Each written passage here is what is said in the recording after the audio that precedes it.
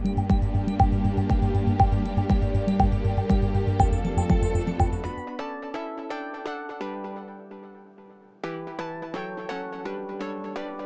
National Press Club of the Philippines, or NPC, is today among the country's oldest but the biggest national organization of active members of the press. Formally incorporated and registered with the Securities and Exchange Commission on October 29, 1952, its founders include some of the country's leading journalists who went on to become among the most respected names in the country's politics and in the journalism profession. The NPC building's inauguration in December of 1955 was attended by no less than Philippine President Ramon Magsaysay. Over the years, the NPC building has become among the most prominent landmarks in the city of Manila, the country's capital. Its leading members would serve our country and our people on the basis of what they believe is good and best for all. Today, the NPC is proud that this legacy of continuing service to the nation remains at the core of its members' beliefs and principles. Where the government can turn to for help in its mission to instill the spirit of good governance in public service. And from its primary purpose of serving as second home for members of the press, where they can relax and socialize after a day of hard work in the field, chasing the news, or at the newsroom, the NPC has broadened its horizon and mission by helping provide for the education, housing, health, and other forms of material and financial assistance to its members despite meager resources.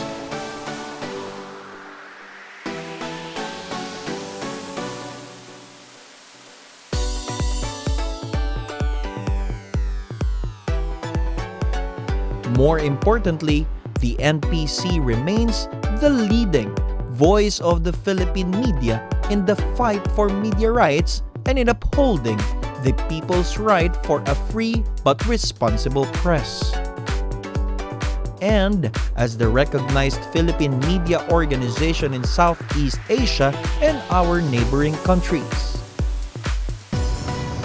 As the National Press Club enters its 7th decade of existence 3 years from now, it has set itself the goal of reaching out to other local and regional press clubs and organizations in the rest of the country. With everybody's help and with the NPC leading the way, having a Philippine media that is responsible and professional at all times and always striving for excellence is a goal that is indeed realizable and achievable. Mabuhay ang malayang pamamahayag! Mabuhay ang National Press Club!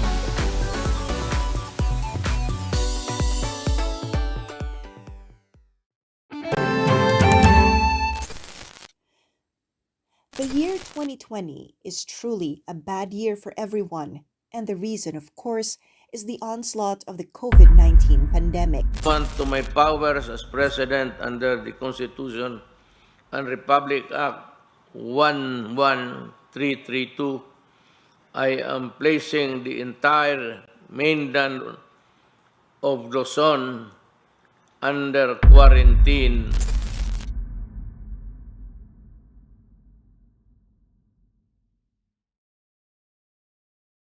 But despite the tremendous difficulties, the National Press Club responded to the challenges of the time despite its meager resources. Relying on the success of its continuing reform program over the past decade that helped it regain the public's respect and the trust of other sectors of society, and under the leadership of Rolly Lacay Gonzalo and Paul Gutierrez, the NPC was able to provide its members and other members of the press with 3 successive waves of ayudas entrusted to the club by other sectors, individuals, and organizations who are confident that the help they gave would definitely reach those in need. But not only the members of the press benefited from the donations gathered by the NPC during the worst moments of the COVID-19 pandemic. The NPC also shared this blessing to the poor residents of the Intramuros community in Manila. Also, through the help of benefactors, children of NPC members who are pursuing their college education are assured of financial assistance so they can continue with their education even as the pandemic rages. And yes, with its credibility restored, the NPC was also able to successfully complete the refencing of its perimeter fence at no cost to the club and with no strings attached that would compromise its status as an independent media organization. As the National Press Club is to celebrate its 69th anniversary this October 29, 2021, it has also expanded its media services to the public by creating its own online news and public affairs channel and launched 2 new programs, Usapan sa Balay and ARTURO, which are, aside from its 2 regular media services, the Meet the Press Report to the Nation Media Forum and the Meet the Press on Air at Radio Pilipinas. With a dedicated leadership united under the banner of responsible journalism and service to the people and the country, the National Press Club has proven itself strong and resilient and ready to conquer all the adversities and challenges that would bar its way to greater success. Mabuhay ang responsable at malayang pamamahayag. Mabuhay ang National Press Club.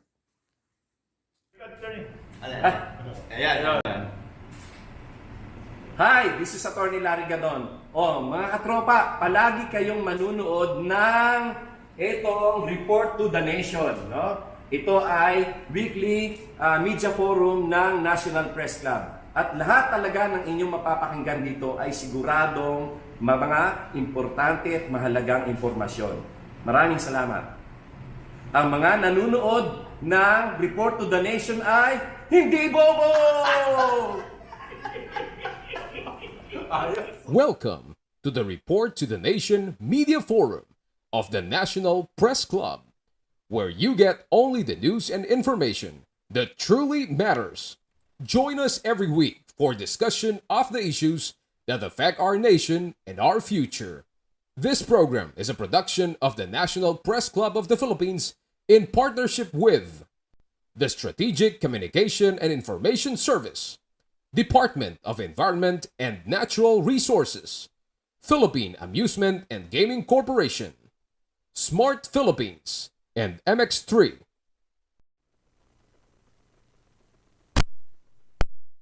Hello. Okay mga kababayan, good morning po and welcome sa ating Meet the Press Report to the Nation Media Forum ng National Press Club for this Friday, March 10, 2023. Ito pong muli si Paul Gutierrez, ang kasalukuyan pong kalihim ng National Press Club.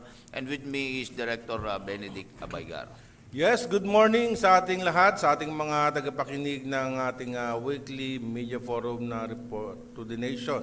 At araw na naman ng Biyernes, syempre, batiin ko muna ang aking napakahusay na doktor, si Dr. Ken Dalisay, ng Dalisay Medical and Aesthetics. Diyan po sa West Mansion, Condominium, Quezon City. Yan. Ayan, okay. Okay na, Brad? Yes. Okay, and join us for the next at least 2 hours. In a while, we will be joined by LTO Chief Assistant Secretary TUGADE para po... JR TUGADE. JR TUGADE. No? And he is the son of a former DOTR Secretary, Yes. Art TUGADE. Para po malinawan ang mga isyong patuloy na bumabagabag sa ating transport sector, wherein malaki po ang siyempre ang papel ng ating Land Transportation Office. But before we proceed again, masalamat po Papasalamat po kami sa ating mga partner stakeholders who have been with us through thick and thin kahit po nung pandemya. Unahin po natin siyempre po rito ang Philippine Amusement and Gaming Corporation o PAGCOR, ang Smart Philippines, ang Strategic Information Service po ng DENR din under Asec, Benny Antiporda. And of course, ito pong MX3. Yan. No? Yung nagpapalakas sa atin, siyempre. Yes, and again, hindi po totoong namatay ang malayang pamamayag sa Pilipinas dahil na-convict ng libel si Maria Ressa ng Rappler dahil ito po ang latest edition po ngayon ng The Manila Times. Yan, no? At saka po ito pong Police Files Tonight. Ano ba ang ng Police Files Tonight ngayon? Yan po, ang atin pong weekly paper na Pinoy Expose. Siyempre, ang People's Journal tonight. At saka po ang Pahayagang Remate. Yan. Yan. Lahat po ng mga bossing yan ay mga miyembro po ng National Press Club. So while waiting for the arrival of Asec JR TUGADE, welcome dito sa studio sa atin pong mga kasamahan sa GNN News Network. Narito po sila para mag-cover. At sa atin pong mga kapatid sa media, pwede pa rin po kayong pumunta dito sa ating National Press Club if you want to witness or participate in our live interview with Asec TUGADE. No? And of course, we are being watched live right now sa FB platform po ng National Press Club. And reminder, after po ng ating programa, you can watch the entire episode through the YouTube channel po ng National Press Club.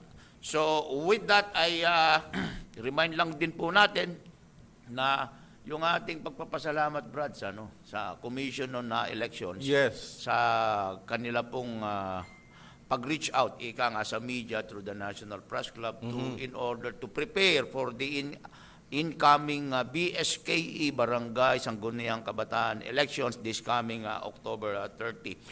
Kabalikat po dyan, along with other stakeholders, ang National Press Club, of which ikaw ang ikaw ang kinatawan natin. Kinatawan natin yan. Nung Wednesday pa. Since Wednesday. At mamaya, darating si Pangulong BBM. Diyan sa dito sa press sa club Sofitel, diyan dinaraos yung yung kauna-unang National Election Summit. Kala ko dito ulit sa press club. Yan, sa susunod siguro. Okay. At saka po nga pala, we would like to thank again Batalya Cares Foundation and the Crime and Corruption Watch International for again joining with the National Press Club sa isa na naman pong matagumpay na wheelchair giving project na ginanap po sa Pampanga, SM San Fernando, wherein about 100 wheelchairs po ang naipamigay natin sa mga nangangailangan nating kababayan for their own mobility. Update lang po dyan, there is now over 60,000 wheelchairs na po ang naipamigay. Sa kabuuan ang naipamigay po ng Batalya Cares Foundation ni Chairman Carlo Batalya. Through his Batalya Cares Foundation since 2017 po. Nagsimula po yan 2017. Ang una lang pong gesture niya dyan ay matulungan yung mga kababayan nating nasalanta doon sa Marawi Siege. And then nagtuloy-tuloy na po ngayon yan. At yun nga po, over 60,000 na po ngayon. Meron po pang mga ibang schedule na naka-line up. At dyan po sa aking mga kababayan sa Laguna, around May po ay babalik po dyan ang Batalya Cares Foundation and National Press Club para po sa panibagong serye ng pamimigay po ng wheelchair sa ating mga kababayan dyan po sa lalawigan ng Laguna. So siguro natin to, no? Ito pong issue natin ngayon is about the issues hounding the transport sector.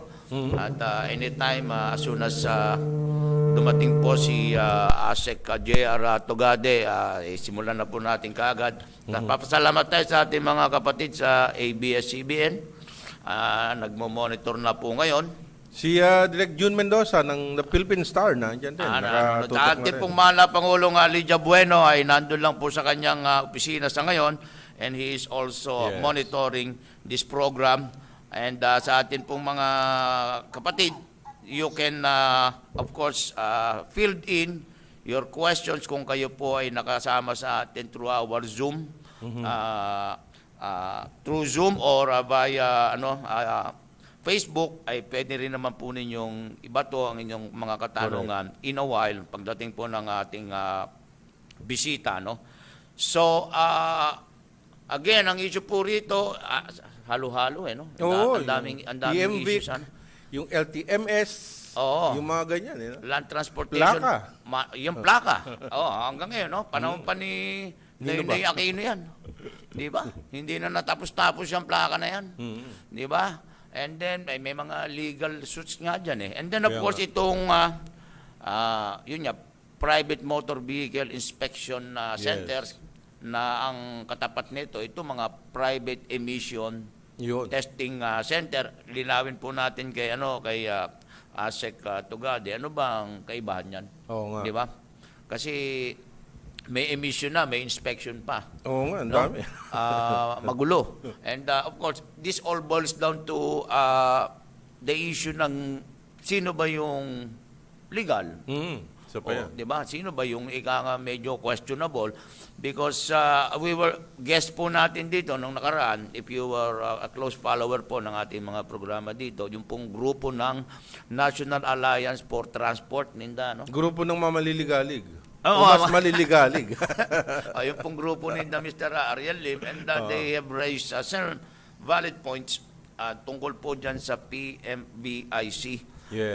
In contrast with the PETCs, no? Again, PMVIC stands for the Private Motor Vehicle Inspection Centers at saka po Private Emission Testing Center. Yung emission, siyempre, ito sa tambutso lang to, eh. Di ba? Kaya nga, eh. Issue ng modernization, as we all know, sa media, Yes. hati po ang responsibilidad dito, una yung LTFRB and then yung LTO, no? Kaya nga. Although dito po sa issue ng siguro next time LTFRB naman ang papuntay natin susunod, dito. susunod. Hindi yung lagi na lang nakikita sa